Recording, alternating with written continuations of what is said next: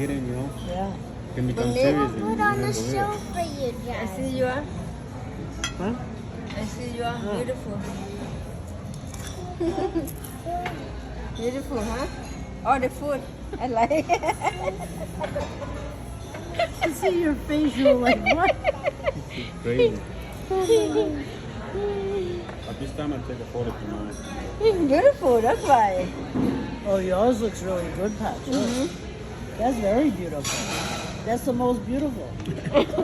Yours? In here, burger. Oh my goodness, burger. This burger, beautiful. I am a burger too. Huh? I say I am a burger. Your burger, beautiful. This is scallop. This is Jasmine and Megan. You have to be very careful what you say, okay? Because old one can tell you too that when adults hear you say something really serious, they listen. You know what I'm saying? เอาบาดพี่น้องจะพาไปกินข้าวเด้อบัดเด้อ You're very มื้อนี้ upset กิน about กา something. ลับกับข้าวอาหารฝรั่งแต่มื้อนี้แฟนพากิน But the other day you Burger, were pizza, mad at me. You said something really ปลาแซล serious, มอน and it's not good. You know. But I could have been kidding. You could have been, but you remember what you said? Yeah. What?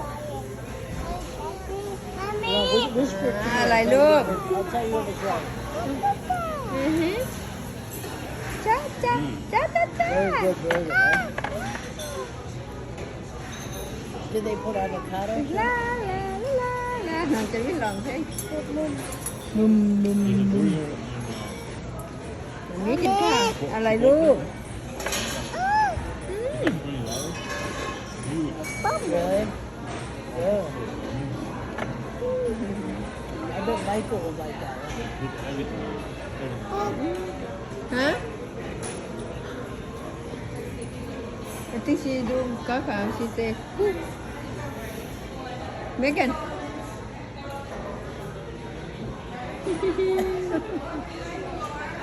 No, do a serious. Oh no, don't be. The video. Oh my God. I'm sorry, but she's trying to do a nice video. No, Don't do that. See what I mean? Come on, Megan. All right, then I'm gonna cancel the sleepover. Under. Drew's gonna go to somebody's house for a sleepover. I'm gonna cancel it. Megan, stop. Okay, let me call. Hey, I like doing bit silly. I know you like to be silly, but there's a time to be silly, and then there's a time to be serious. And right now, we're trying to be serious, Hey, No, we're no not. serious, that's silly. right? Yeah. Look at Jasmine. What she did. Is it good, huh? Now, Yeah. can I please eat this? Yes, try it. Make sure it's not hot. There's still steam coming out of it. Well, this is good, but It's a salad. พี่น้องจ้าคลิปนี้เอาไว้ที่นี่เนาะจ้ะเนาะสวัสดีจ้า and then Jasmine, Megan has to be in the sawadika. sleep under at 5 feet. สวัสดีค่ะ All right? I love you. But you can wander around the house at least nobody's there. Just มากินข้าวค่ะครอบค I รัว haven't heard from him in a day. Okay? Love you. Bye. Bye. ฮันนี่ Stop letting go of I'm gonna use a bathroom. Yeah, and the bathroom is just so you know, is where we entered in is down that hallway. Oh honey I think time we need to change Can you bring She needs a new diaper. yeah She did. I think there's No. like a Pink. I think there's like a baby like changing thing in the In back. the bathroom. Yeah, you and me can go with Megan and Jasmine after. yeah when he come back What do you want? หลังจากกินข้าวแล้วถ่ายเรือให้เบิ่งนะจ๊ะเนาะมาขึ้นเรือเด้อบัดนี้มาขึ้นเรืองามเด้อพี่น้องน้ำทะเลใหญ่กว้างจ้ะสิขึ้นเรือบางใหญ่เด้อคุณพี่น้องเอ้ยมีกับข้าวกับน้ำอาหารการกินมาเที่ยวเด้อจ้ะพี่น้องเอ้ยมาเที่ยวกับพี่สาว งามๆเด้อจ้ะพี่น้องคุณมองขึ้นเรือเขาก็ดีขนาดเด้อพี่น้องเอ้ย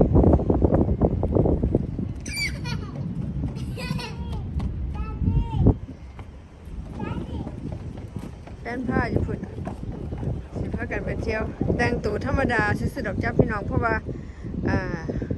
ขึ้นเรือเฮานั่งสบายไปหาช้อปปิ้งซื้อของนั่นแล้วพี่น้องเอ้ยพุ่นน่ะงามพี่น้องเอ้ยอะไรลูกสวัสดีค่ะยัง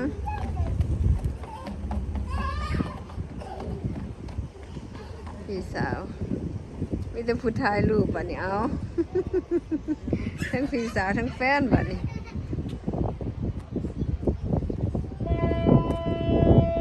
พูนเรือมาแล้วพี่น้องเอ้ยพุ่นละอันเรือผ้าบ้านพุ่นอีก25 นาทีก็ฮอดจ้าพี่น้องเอ้ยสิไปเที่ยวแล้วไปหาซื้อช้อปปิ้งซื้อของแม่อยู่บ้านให้อยู่บ้านเมื่อบ่ให้มานั่งเรือน้ำจ้ะพี่น้องแม่น่ะให้อันเว้าผิดอยู่โรงแรมนอนเล่นอยู่โรงแรมจ้ะถ้าก็ให้มาช้อปปิ้งเพราะเพิ่นเฒ่าแล้วขี้ข้านอยู่เพิ่นนะพี่น้องต้องมานั่งรถเข็นอยู่กันไปอีกโอ้ยเมื่อยบ่ไหวให้สบายให้ม่วนนะให้แม่แล้วอันอยู่กับพี่เขยอยู่โรงแรมจ้ะน้องจอนไปแล้วเด้อไปแล้วไปอีกเรือขั้นหนึ่งไปก้อนมูเลย น้องจอนกับอันหลานชาย2 คนไปก้อนมูเพิ่นบ่อยากไปน้ำพอน้ำแม่ เป็นบ้าวแล้วลูกชายก็เลยเอามาสาวมานอนที่นี่กาเมนสวัสดีค่ะทำยังไงล่ะลูกสวัสดีค่ะท่านผู้ชมก่อนสิลูก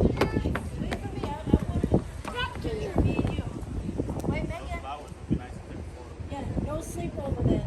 No sleep under. Make it no go down honey up there Take the picture. Yeah, make it you and I. โอ้ยเรือนะ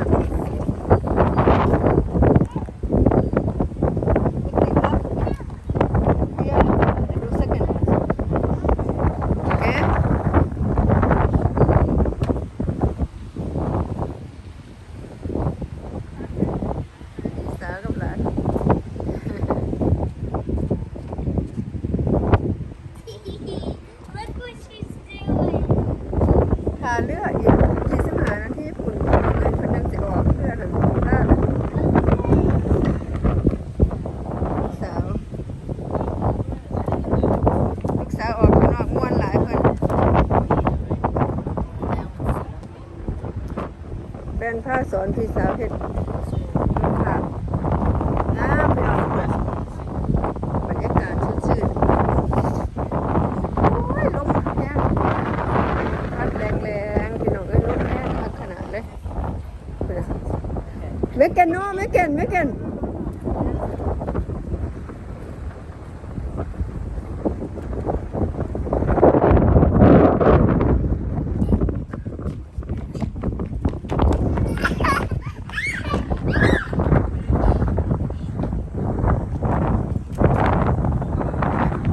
อะไรลูกสวัสดีค่ะยังโกรธอะไรเหรอลูก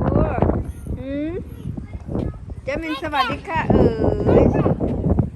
เห็นเรือเราไหมโน่นน่ะเรือใหญ่เราสิมานั่งเรือคันนี้พี่น้องเอ้ยกินนอนนะหินนี่ล่ะแต่ว่าหันพวกกินนอนไปนั่งเรือเขาอัน4 ชั่วโมงจ้ะพี่น้อง4 ชั่วโมงในเรือจะอยู่4 ชั่วโมงในเรือมีห้องน้ำห้องท่าอาหารการกินเรียบร้อยจ้าพี่น้องจ้านี่ล่ะมาเที่ยวสิล่ะจ้าพี่น้องกับพี่สาวมีหมาพร้อม I have a dog. Really? I know he's big. Yes, her dog is He want toy. That means you see?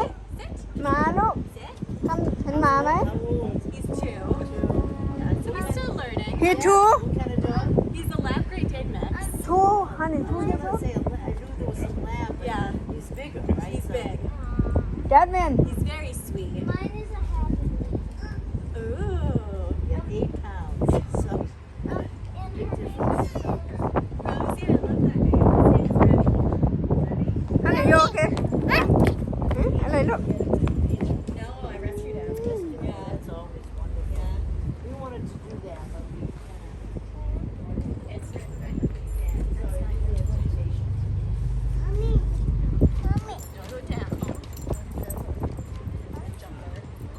so cute Like this, yeah, baby. I wish I did. Yeah, beautiful coloring. All right. Now I want cute dog but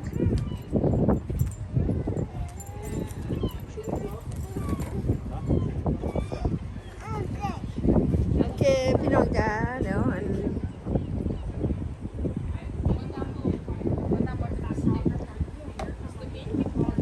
สิไปเตรียมตัวขึ้นเรือกันพี่น้องเลย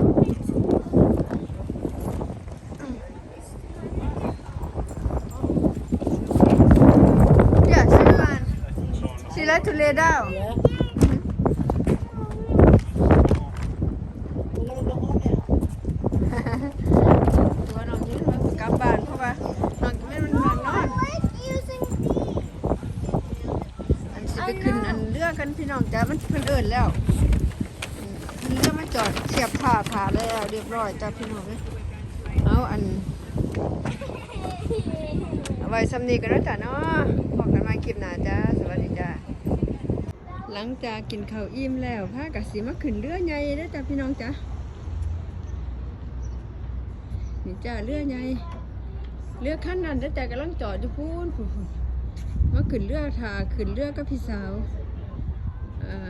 ยังบ่ถึงเวลาจ้าขึ้นเรือประมาณอีกครึ่งชั่วโมงจ้าเขาสิได้ขึ้นเรือเด้อจ้าเด้อหันมาถ่ายรูปกว่ามันงามจ้าพี่น้องเอ้ยมาเอาให้พี่น้องได้ชมกันก่อนจ้ามาเที่ยวเด้อจ้าเด้อมากันหลายคนอยู่ผู้ดีแม่ผ้าอันเพิ่นบ่มาขึ้นเรือน้ำมือนี่เพิ่นนั่งนอนอยู่โรงแรมจ้ามือนี่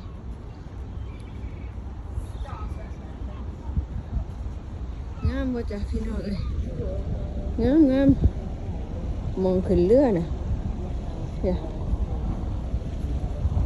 อันตอนขึ้นเรือเขาก็สิไปมองหันนะจ้ะเด้อมองหันนั่นน่ะเขาก็สิมันสิมีทางลงไปทางนั้นแล้วก็ขึ้นเรือมองนี่จ้ะแล้วก็มาไปทางนี้ก็สิไปขึ้นตรงนั้นนะจ้ะพี่น้องอันนี้ใหญ่อันพี่สาวมาบัง พี่สาวมาบังจ้ะแม่แกนฮายแม่แกนจัดมินฮายสวัสดีค่ะ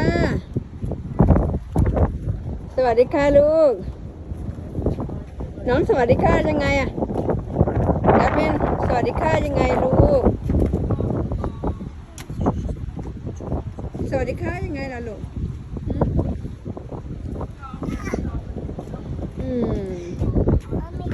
อะไรลูกเห็นแล้วลูกเห็นแล้วจัดมิน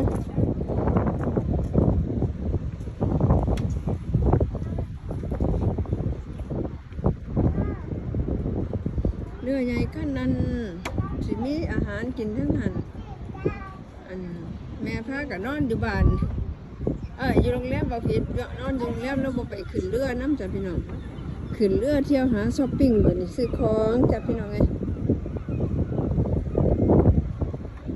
หาช้อปปิ้งซื้อของแม่บ่ให้ไปน้ำเพราะว่าสิย่างโดนจ้ะพี่น้องไงนี่ช้อปปิ้งซื้อของอันนี้หลานสาวเด้อไฮสวัสดีค่ะ Can you do สวัสดีค่ะ Should I keep สวัสดีค่ะ Put your hand เลยสวัสดีค่ะ Two hand สวัสดีค่ะ Good girl เก่งแม่แกน no running ค่ะนี่บ่ให้เล่นจ้ะพี่น้อง no running no running no running